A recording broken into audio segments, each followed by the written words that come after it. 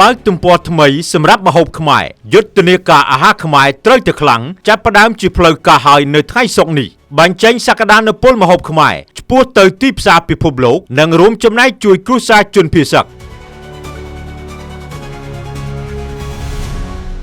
ក្លិនឈ្ងុយនៃម្ហូបខ្មែរសំឡេងតន្ត្រីប្រពៃណីបុរាណនិងស្នាមញញឹមរបស់សហគ្រិនខ្មែរបានបង្កើតជាបរិយាកាសរស់រវើកនៅមជ្ឈមណ្ឌលសន្និបាតនិងពិព័រណ៍កោះពេជ្រនាព្រឹកថ្ងៃសុក្រទី17ខែកក្កដាឆ្នាំ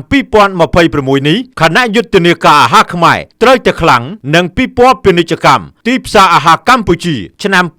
2026បានបើកដំណើរការជាផ្លូវការព្រឹត្តិការណ៍រយៈពេល3ថ្ងៃនេះមិនមែនគ្រាន់តែជាពិព័រណ៍ម្ហូបអាហារធម្មតានោះទេប៉ុន្តែជាចលនារួមមួយដើម្បីលើកកម្ពស់អាហារខ្មែរផលិតផលក្នុងស្រុកគាំទ្រសហគ្រិនខ្មែរនិងបើកផ្លូវឲ្យរសជាតិខ្មែរឈានទៅកាន់ទីផ្សារអន្តរជាតិកម្មវិធីនេះបានប្រមូលផ្ដុំសហគ្រិនអ្នកផលិតកសិករម្ចាស់ភោជនីយដ្ឋាននិងអាជីវករអាហារខ្មែរជាង220ស្តង់ដោយបង្ហាញផលិតផលចម្រុះដែលជាស្នាដៃគុនខ្មែរចាប់ពីម្ហូបប្រពៃណីអាហារកែច្នៃផលិតផលកសិកម្មរហូតដល់ផលិតផលអាហារដែលមានសក្តានុពលនាំចេញព្រឹត្តិការណ៍បានចាប់ផ្ដើមដោយមានការអញ្ជើញចូលរួមពីគណៈអធិបតីរួមមានទី1អាយដាមបណ្ឌិតអមសេងបូរ៉ាប្រធានគណៈកម្មាធិការយុទ្ធនាការអាហារខ្មែរត្រូវតែខ្លាំងទី2លោកជំទាវសូសេរីវឌ្ឍនាអគ្គនាយិកាក្រុមហ៊ុន Light Education ទី3អង្គញាលូមេង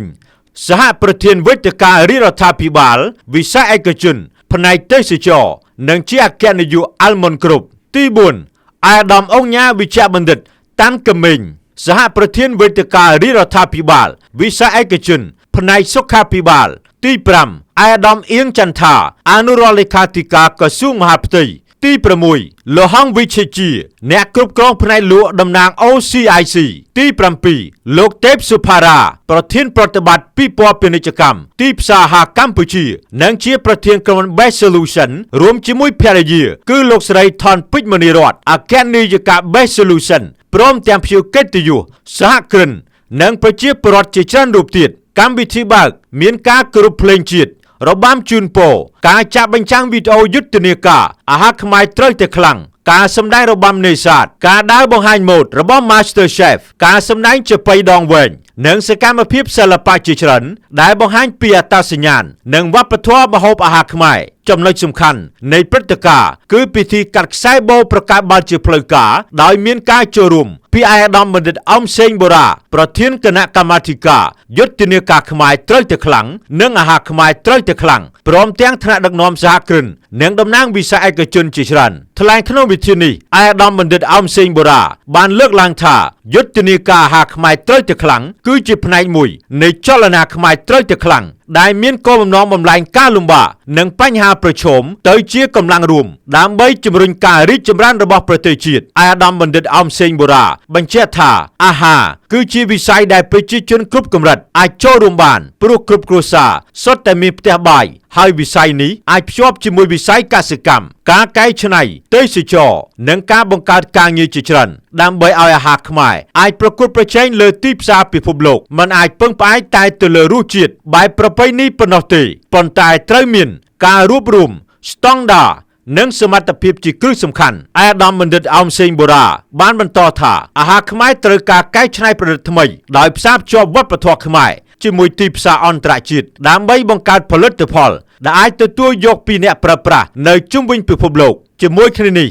អាយដាមបណ្ឌិតអមសេងបូរ៉ាបានអំពាវនាវឲ្យសហគ្រិនខ្មែរកុំកំណត់ទីផ្សារត្រឹមតែក្នុងប្រទេសប៉ុន្តែត្រូវមើលពិភពលោកជាទីផ្សាររបស់ខ្លួនដោយបន្តពង្រឹងគុណភាពសុវត្ថិភាពអាហារអនាម័យនិងស្តង់ដារអន្តរជាតិអាយដាមបណ្ឌិតអមសេងបូរ៉ាមានប្រសាសន៍ថាយើងមិនអាចខ្លាំងដោយសារតែយើងនៅដាច់ដោយឡែកពីគ្នាទេយើងត្រូវរួបរวมគ្នាមានស្តង់ដារនិងការកសាងសមត្ថភាពដើម្បីនាំអាហារខ្មែរទៅកាន់ពិភពលោកដោយឡែកលោកទេពសុផារ៉ាប្រធានប្រតិបត្តិពិព័រណ៍ពាណិជ្ជកម្មទីផ្សារអាហារកម្ពុជានិងជាប្រធានក្រុម Best Solution បានបញ្ជាក់ថាយុទ្ធនាការនេះមានគោលដៅធំចំនួន2គឺទី1លើកកម្ពស់សហគ្រិនអាហារខ្មែរនិងទី2បង្កើនមូលនិធិជួយគ្រួសារជនភៀសសឹកដែលកំពុងត្រូវការជំនួយលោកថា ការគាំទ្រអាហារខ្មែរមិនមែនគ្រាន់តែជាការទិញម្ហូបមួយចាននោះទេប៉ុន្តែជាការគាំទ្រសហគ្រិនខ្មែរការងារខ្មែរសេដ្ឋកិច្ចខ្មែរនិងអត្តសញ្ញាណជាតិខ្មែរ